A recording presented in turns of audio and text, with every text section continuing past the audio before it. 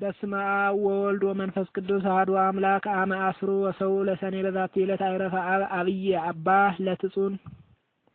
አንድ አምላክ በሚሆን በአብ ወወልድ ወመንፈስ ቅዱስ ስም ሰኔ 17 በዚህች ቀን ታላቁ አባት አባ ለትጹን አረፈ። ይህም አባት ከብህንሳ አገር ነበር። ጎልማሳ በነበረ ጊዜም ነፍሱን ሊያድናት የሚሻ ይጠላት፣ ነፍሱንም ስለኔ የጠላትንም ያገኛታል፣ ለዘላለም ሕይወትንም ይጠብቃታል የሚለውን በቅዱስ ወንጌል ውስጥ የተጻፈውን የሕያው ንጉሥ ቃል ሰማ። ወዲያውኑ ልቡ ስለ እግዚአብሔር ፍቅርና ስለ ዘላለማዊ ተድላ እንደ እሳት ነደደ። ቅዱስ ቁርባንንም ተቀብሎ አስዋህት ወደሚባል ገዳም ሄደ። በጾም በጸሎትና በስግደት ታላቅ ተጋድሎን ያለማቋረጥ ይጋደል ጀመር።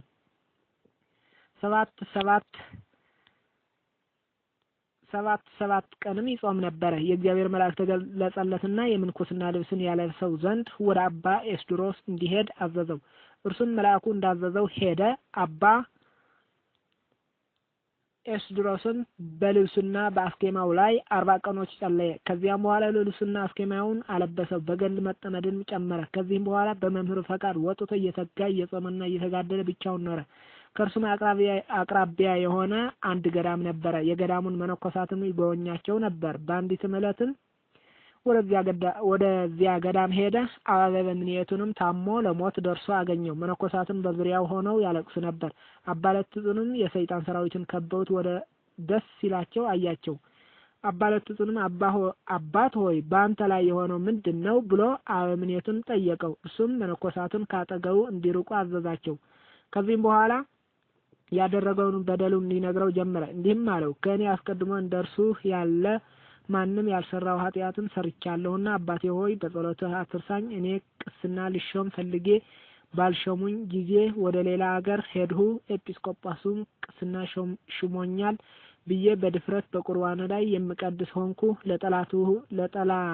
ለጠላሁትም በቁርባኑ መስዋዕት ውስጥ መርዝ አድርጌ እሰጠዋለሁ፣ እርሱም ይሞታል። ከእናቴም ጋር 10 ጊዜ ተኝቼ አለሁ። ከእኔም ጸንሳ ለመውለድ በደረሰች ጊዜ ስራይ አጠጥቼ ሕፃኑን በሆዷ ውስጥ ገደልሁት።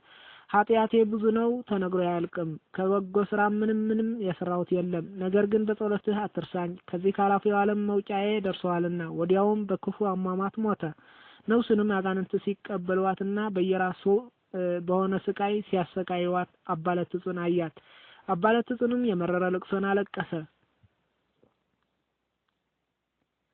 አባ ለትጹንም ስለ ወዳጆቹ ነፍሱን አሳልፎ የሚሰጥ ያለ ከሆነ ከዚህ የሚበልጥ ፍቅር የለም የሚለውን የቅዱስ ወንጌልን ቃል አሰበ። አባ ለትጹንም ስለዚህ ኃጥእ ሰው ነፍስ ክብር ይግባውና ጌታችንን እየለመነ 5 ጊዜ እስከሚሞት ሰውነቱን ሊያሰቃያት ጀመረ።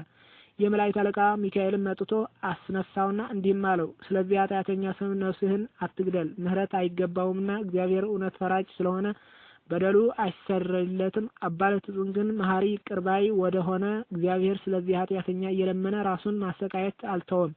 ከዚህም በኋላ ራሱን በባህር አስጥሞ ሞተ። ያን ጊዜም ታላቅ ነጎድጓድ ሆነ። ክብር ይግባውና ጌታችን ኢየሱስ ክርስቶስ ወርዶ በባህሩ ዳር ተቀመጠ። ከባህርም አውጥቶ ከሞት ያድነው ዘንድ ሚካኤልን አዘዘው። እርሱንም አድኖ ክብር ይግባውና በጌታችን ፊት አቆመው። ጌታችንም የመረጥሁህ ለትጹን ሆይ ኃጢአቱ እጅግ ብዙ ስለሆነ ከኃጢአተኞች ሁሉ በደል ስለሚከፋ ምሕረት ስለማይገባው ስለዚህ ኃጢአተኛ ብዙ ጊዜ ነፍስህን ለምን ትገድላለህ አለው። አባ ለትጹንም እንዲህ ብሎ መለሰ፣ መሐሪና ይቅር ባይ ጌታዬ ፈጣሪ ሆይ ያን ኃጢአተኛ ትምረው ዘንድ እለምንሃለሁ፣ ያለዚያ ነፍሴን ከእርሱ ጋር ወደ ስቃይ ወሰዳት። ከዚህም በኋላ ጌታችን የዚያን ኃጥእ ነፍስ ያመጣት ዘንድ ሚካኤልን አዘዘውና አመጣት። በከበሩ እጆችም ዳሰሳት፣ እንዳልተፈጠረችም አደረጋት። ይህች ነፍስ አፈር ትሁን እንጂ ለስቃይ ወይም ለሕይወት አትሁን አለ። አባ ለትጹንም ስለ ይቅርታውና ቸርነቱ ገናናነት መድኃኒታችን ፈጽሞ አመሰገነው። ከዚህም በኋላ ጌታችን አባ ለትጹንን የመረጥሁህ ለትጹን ሆይ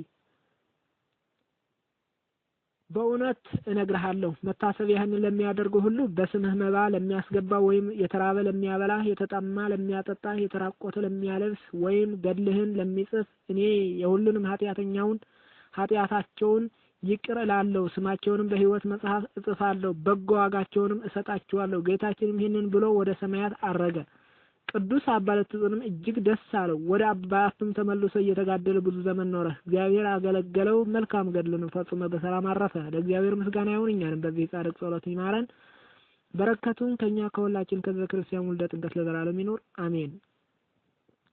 ሰላም ለአባ ለትጹን እስከ ፍጻሜ ዘክለ ከመያውፅ እምደይን ብእሴ ህጉለ ለለ መዋዕል ሰዱስ እንዘ ይበልቅ ቆጽለ በትህርምት አብይ እምብዝሃ ተጋደለ ገድለ በአምሳለ ኦፍ ኮነ ስጋሁ ቀሊለ።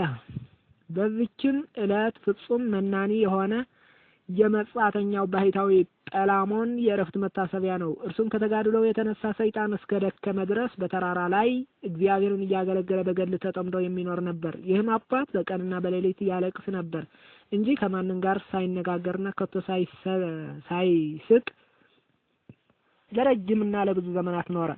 ሰይጣንም የሚያስቅ ነገርንና ጨዋታን ብዙ ጊዜ በላዩ ያመጣበት ነበር። እርሱ ግን ፈገግ እንኳን አይልም፣ ነገር ግን የሚተክዝ ነበር። ክብር ይግባውና ልቡም በጌታችን ኢየሱስ ክርስቶስ ፍቅር የተመሰጠ ነበር። ሰይጣንም በእርሱ ላይ ተቆጥቶ የሚያድነው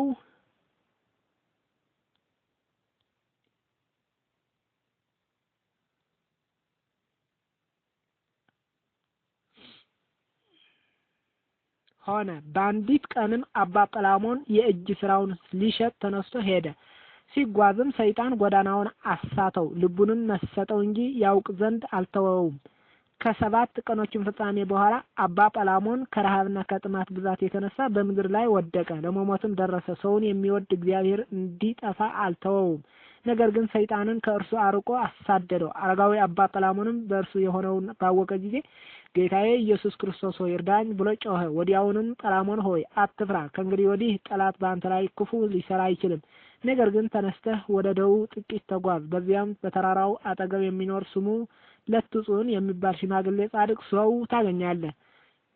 እርሱም ስለ ስሜ ብዙ መከራ የተቀበለ ነው። ያደረገኸውን ሁሉ ሰይጣንም እንዴት እንዳሳተህ ንገረው። እርሱ ኃጢአትህ እስኪሰረይ ስለ አንተ ይጸልያልና የሚል ቃልን ሰማ። ወዲያውንም ብፁዕ አባ ጰላሞን ተነስቶ ከእጅ ስራው ጥቂት ተሸክሞ አቤቱ በስምህ አድነኝ የሚለውን የዳዊት መዝሙር እስከ ፍጻሜው ዳግመኛም 63ኛውን መዝሙር እያነበበ ቃሉ ወደ አመለከተው ሄደ። ጌታችን መርቶ ወደ ሽማግሌው አባ ለትጹን አደረሰው። አባ ለትጹንም ባየው ጊዜ በደስታ ተቀብሎ ሰላምታ ሰጠው። ወደ ተራራውም አወጣው። ከተጸለዩም በኋላ ተቀመጡ። አባ ጰላሞንም የመረረ ልቅሶን እያለቀሰ ሊነግረው ጀመረ። ከትንሽነቱ ጀምሮ ሰይጣንም እንዳሳተው እንዲህ ብሎ ነገረው። በአንዲት ዕለት የእጅ ስራዬን ልሸጥ በግብጽ ገበያ መንገድ ስጓዝ ሰይጣን መጥቶ ልቤን አዘናጋት። መድኃኒቴ የሚሆነኝን የጌታዬ ኢየሱስንም ስም እጠራ ዘንድ አልተወኝም። ዳግመኛም እንደ ንጉሥ ከተማ የታነጸች ውሃዎችና ተክሎች መልካሞች ዛፎች ያሏትን ከተማ አሳየኝ። የእጅ ስራዬንም ልሸጥ ሳስብ ባልዋ ብዙ ገንዘብ ትቶላት ሞቶ በምታዝን ሴት አምሳል ታየኝ። የእጅ ስራህን እኔ እገዛለሁ ብላኝ ወደ ቤቷ አዳራሽ አስገባችኝ። እንቁዎችንም ከላይ አውርዳ አኖረች። እግሮቼንም አጠበች። ባሮቿንም ማዕድ ያቀርቡ ዘንድ አዘዘቻቸው። ከእርሷ ጋርም እበላ ዘንድ ብዙ ማለደችኝ።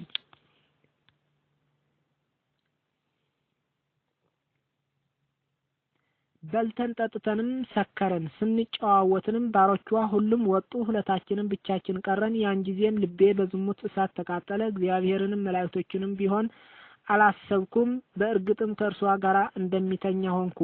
ከዚህ በኋላ በነቃሁ ጊዜ ብመለከት ምንም ነገር አላገኘሁም። ሴትም ማዕድም ቤትም አታክልትም ቢሆን አላገኘሁም። ነገር ግን ራሴን ከተራራው በታች አገኘሁ። እንዳልበላና እንዳልጠጣም ሆንሁ። እጅግም አለቀሱ። ሰይጣንንም በሩቅ ቆሞ መጻተኛ ጰላሞን ሆይ ወዮልህ፣ እንደ ወፍ ላጠምድህ በአንተ ላይ በርትቻለሁና እያለ ሲዘብትብኝ አየሁት። ነገሩንም ሰምቼ በመስቀል ምልክት በላዩ አማተብኩ፣ ከእኔም ሸሸ። አሁንም አባቴ ለትጹን ሆይ በደሌን ይቅር ይለኝ ዘንድ ወደ እግዚአብሔር እንድትለምንልኝ በቅድስና ተማጽኛለሁ። ቅዱስ አባ ለትጹንም አይዞህ፣ እግዚአብሔር ኃጢአትን ይቅር እንደሚልህ አምናለሁ ብሎ መለሰለት። ከዚህም በኋላ ተነስቶ 3 መዓልትና 3 ሌሊት ጸለየ። ወደ እነርሱም እንዲህ የሚል ቃል መጣ። የታመናችሁ አገልጋዮቼ አትፍሩ። ከእንግዲህ ወዲህ ጠላት በእናንተ ላይ አይበረታታም። ጰላሞንም የሰራውን ኃጢአት በራሱ በሰይጣን ላይ አደረግሁ። የጰላሞንም ኃጢአት ብቻ አይደለም፣ ነገር ግን የሚፈትናቸውን ሰዎች ሁሉ ኃጢአታቸውን በሰይጣን በራሱ ላይ እመልሳለሁ። ከዚህም በኋላ አባ ጰላሞን ከአባ ለትጹን በረከትን ተቀብሎ እግዚአብሔር እያመሰገነ ወደ በዓቱ ሄደ። ተጋድለውንም ፈጽሞ በሰላም አረፈ። ለእግዚአብሔር ምስጋና ይሁን፣ እኛንም በቅዱሳን ጸሎት ይማረን። በረከታቸው ከሁላችን ከሕዝበ ክርስቲያኑ ለጥንቀት ለዘላለም ይኑር አሜን። ሰላም ለጰላሞን እምድኅረ አስፈጦ መፍቀሬ ሀጉል እንዘ ይገብር ምትሃት ተዘዚያሁ አምሳል እምእግዚአብሔር መሐሪ ወመስተሳይል ለፍሬታ ጀጋዩ አመተፈነወ ቃል ዲበ ርእሰ ሰይጣን ዘንተ አገብ ዘይብል። ዳግመኛም በዚችም ቀን የመደራው የብፁዕ አባ ገሪማ መታሰቢያው ሆነ። የዚህን ቅዱስ አባቱ የሮም ንጉሥ ነበር። ስሙም መስፍንያኖስ ይባላል። የንግስት እናቱ ስምም ሰፍንጊያ ነው። እርሷም መካን ስለሆነች በእናቱ በቅድስት ድንግል እመቤታችን ማርያም አማላጅነት በማማፀን ወደ እግዚአብሔር እየለመነች ኖረች። ከዚህ በኋላ ይህን የተባረከ ልጅ ተቀበለች። ስሙንም ይስሐቅ ብላ ጠራችው። ጥቂት ባደገ ጊዜም የቤተ ክርስቲያን ትምህርት አስተምረው ዲቁና አሸሙት። አባቱ በሞተ ጊዜ የሮም ሰዎች በአባቱ ዙፋን ላይ አነገሱት።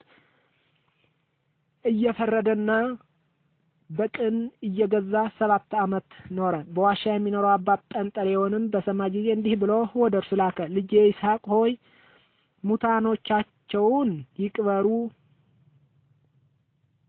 ይቀብሩ ዘንድ ሙታኖችን ተዋቸው። አንተ ግን ክብር ይግባውና የክርስቶስን የማያልፍ መንግስት ትሻ ዘንድ ወደ እኔ ና። አባ ገሪማም መልእክቱ ደርሶት በሰማ ጊዜ መንግስቱን ትቶ በሌሊት ወጥቶ ሄደ። ያን ጊዜም ጌታ የላከው የመላእክት አለቃ ቅዱስ ገብርኤል ተገለጠለት። ብርሃናውያን በሆኑ ክንፎችም ተሸክሞ የ10 ወር የሚሆነውን መንገድ በ3 ሰዓት አደረሰው። በአባ ጰንጠሌዎንም እጅ ደጅ አቆመው። ይህም በኢትዮጵያ ንጉስ በእልአሚድ ዘመን ነበር። አባ ጰንጠሌዎንም ቅዱስ ይስሐቅን ባየው ጊዜ ደስ ብሎት አቅፎ ሳመው። ወደ በዓቱም አስገብቶ የምንኩስና ልብስን አለበሰው። ይስሐቅን በጾም በጸሎትና በስግደት ተጠምዶ ቆዳው ከአጽሙ እስከሚጣበቅ ሲጋደል ኖረ። ከዚያም በኋላ መደራ ወደ ተባለ ቦታ ሄደ። በዚያም ድንቅና ተአምር እያደረገ በሽተኞችን በመፈወስና አጋንንትን በማስወጣት ብዙ ዘመን ኖረ። በአንዲት ዕለትንም በጠዋት ስንዴ ዘራ። በሰርክ አዝመራውን ሰብስቦ አስገባ። ከእርሱም መስዋዕትን አሳረገ። በማግስቱም በግራር ዛፍ ላይ በሮችን አውጥቶ የስንዴውን ነዶ አበራየ። 77 የእንቅብ መስፈሪያም ሆነ። ሁለተኛም የወይን አረግ በዓለት ላይ ተከለ። ወዲያውም በቀለች፣ አበበችና ፈራች። በእርሷም መስዋዕት አሳረገ። አንዲት ቀንም ሲጽፍ መሸና ፀሐይ ሲጠልቅ ተቃረበ። በቦታውም እንዲቆም አዘዘው። ጽሕፈቱንም እስኪጨርስ ቆመ። ምራቁንም ትፍ ባለበት ዘንድ እስከ ዛሬ ለበሽተኞችም ፈውስ ሆኖ ይኖራል። ከእጁም ብርዕ በወደቀ ጊዜ ወዲያው በቀለ፣ አቆጥቁጦም አደገ። በአንዲት ዕለትም ሰዎች ወደ አባ ጰንጠሌዎን መጥተው ቀሲስ ይስሐቅ እኮ ከበላ በኋላ የቁርባን ቅዳሴ ቀደሰ ብለው ነገሩት። አባ ጰንጠሌዎንም ወደ እርሱ ሄዶ ልጄ ይስሐቅ ሆይ ምስጢር ስላለኝ ካጠገባችን ሰዎችን አስገልል አለው። ይስሐቅም ሰዎችን ተወና እንጨቶችንና ድንጋዮችንም ይገለሉ አለ። ወዲያውንም እንጨቶችንና ድንጋዮችንም 1 ምዕራፍ ያህል ሸሹ። አባ ጰንጠሌዎንም ልጄ ይስሐቅ ገረንከኝ አለ። ስለዚህም ከዚያች ጊዜ ጀምሮ ገሪማ ተባለ። መልካም ተጋድሎውንና የቀና አካሄዱን በፈጸመ ጊዜ ክብር ይግባውና መድኃኒታችን ኢየሱስ ክርስቶስ ተገለጠለት። ስሙንም ለሚጠራና መታሰቢያውን ለሚያደርግ ገድሉንም ለሚያጽፍ ለሚያነበውና ለሚተረጉመው ስማቸውን በሕይወት መጽሐፍ እንደሚጽፍ ቃል ኪዳን ሰጠው። ዳግመኛ የተራበውን ላበላ የተጠማውንም ላጠጣ እኔ የሕይወት እንጀራን እመግበዋለሁ፣ የድህነትን ጽዋንም አጠጣዋለሁ አለው። በቤተ ክርስቲያንህንም በማህሌት ያመሰገነውንና የጸለየውን እኔ የመላእክትን ምስጋና አሰማዋለሁ። የተራቆተውንም ለሚያለብስ የብልህ እጅ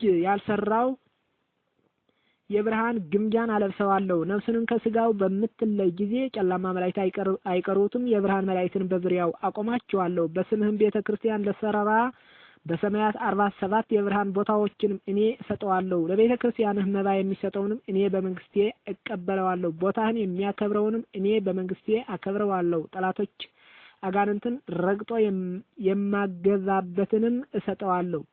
የሚገዛበትንም እሰጠዋለሁ። አባ ገሪማም ይህንን ታላቅ ሀብት በቸርነትህ ብዛት የሰጠኸኝን አቤቱ ስምህ ይክበር ይመስገን። ግን ጌታዬ ሆይ መታሰቢያ እንዳደረገ ገድሌንም ለጻፈ እስከ ስንት ትውልድ ትምርልኛለህ አለ። መድኃኒታችንም እስከ 12 ትውልድ እምረዋለሁ አለው። አባ ገሪማም መድኃኒታችን ልጆች ባይኖሩትስ ምን ታደርግለታለህ አለው። መድኃኒታችንም 12 እጥፍ ክብር እሰጠዋለሁ ብሎ መለሰለት። ዳግመኛም የሞት ጥላ እንደማያገኝ ታላቅ የምስራች እነግርሃለሁ አለው። ይህንንም ተናግሮ ሰላምታም ሰጥቶት በታላቅ ክብር ወደ ሰማያት አረገ። ቅዱስ አባ ገሪማም በልቡ ደስ ተሰኘ። ወዲያውንም በብርሃን ሰረገላ ተነጥቆ ብሔረ ሕያዋን ገባ። ለእግዚአብሔር ምስጋና ይሁን። እኛንም በዚህ ጻድቅ አባ ገሪማ ጸሎት ይማረን። በረከቱም ከኛ ከሁላችን ከሕዝበ ክርስቲያኑ ለጥንቀት ለዘላለም ይኑር አሜን። ሰላም ለአባ ገሪማ ለአርዮ አዚዝ ኃይሉ ዘአስተራከበ ዘራ ወአስተላጸቀ ምስለ ፍሬ ሰብሉ ዝንቱ ጻድቅ ማህበይ ሄሉ እንገጸ በዩ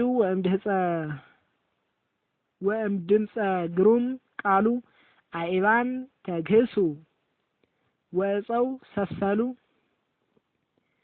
ዳግመኛም በዚህች ዕለት የሰማዕታት የነ አኩራን፣ የበርተለሜዎስ፣ የእስክንድሮስ፣ የዮሴፍና የጻድቂቱ አርሴማ መታሰቢያቸው ነው።